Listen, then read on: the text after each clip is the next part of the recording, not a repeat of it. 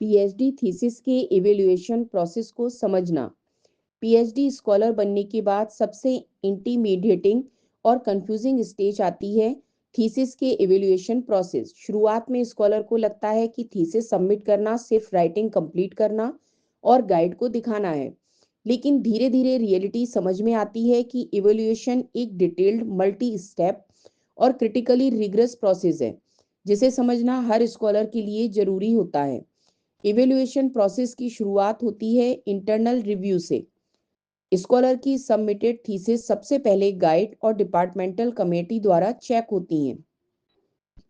यहाँ पर फोकस सिर्फ ग्रामर या फॉर्मेटिंग नहीं होता, बल्कि research objectives, methodology, data analysis, results और कंक्लूजन की वैलिडिटी क्रिटिकली असेस की जाती है। स्कॉलर्स अक्सर अंडर एस्टिमेट कर देते हैं कि इंटरनल रिव्यू में जो फीडबैक मिलता है उसे इंटीग्रेट करना क्यों जरूरी है। रिवीजन स्किप करने की आदत यहाँ स्कॉलर के लिए रिस्क बन जाती है, क्योंकि अनएड्रेस्ड इश्यूज फाइनल इवोल्यूशन में प्रॉब्लम्स क्रिएट कर सकते हैं।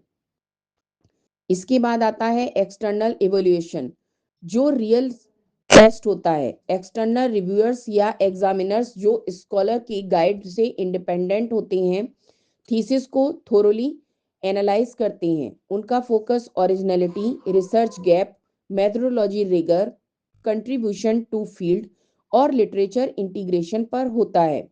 स्कॉलर अक्सर यहाँ पैनिक महसूस करता है, क्योंकि एक्सटर्नल इवोल्यूशन में क्रिटिकल क्वेश्चंस और कमेंट्स आते हैं और उसे पता नहीं होता कि कौन से पॉइंट्स हाईलाइट होंगे।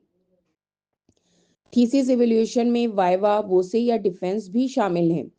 यह स्टेज स्कॉलर की रिसर्च अंडरस्टैंडिंग और कम्युनिकेशन स्किल्स को टेस्ट करती है।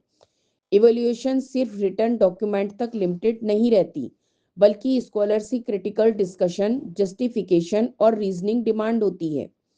कई स्कॉलर्स यहाँ ओवर कॉन्फिडेंस या नर्वसनेस के कारण स्ट्रेस और सेल्फ डाउट का सामना करते हैं।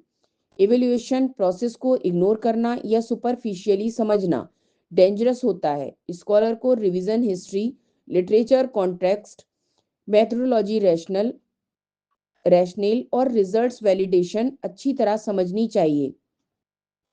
इसके बिना वाइवा वोसे में कॉन्फिडेंट परफॉर्मेंस करना मुश्किल होता है। प्रॉपर प्रिपरेशन, फीडबैक इंटीग्रेशन और स्ट्रक्चर्ड अंडरस्टैंडिंग ही स्कॉलर को इवैल्यूएशन प्रोसेस के सभी चैलेंजेस हैंडल करने में मदद करती है। अंत में स्कॉलर को यह रियलाइज होता है कि पीएचडी थीसिस इवैल्यूएशन प्रोसेस सिर्फ एकेडमिक चेक नहीं, बल्कि रिसर्च मैच्योरिटी और प्रॉब्लम सॉल्विंग एबिलिटी का मिरर है। इसे समझना, रिस्पेक्ट करना और थोरो प्रिपरेशन करना रिसर्च जर्नी का इंटीग्रल हिस्सा है, और यही डिफरेंस बनाता है एक सक्सेसफुल पीएचडी स्कॉलर और बस टॉपिक कंप्लीट करने वाले स्टूडेंट के बीच में।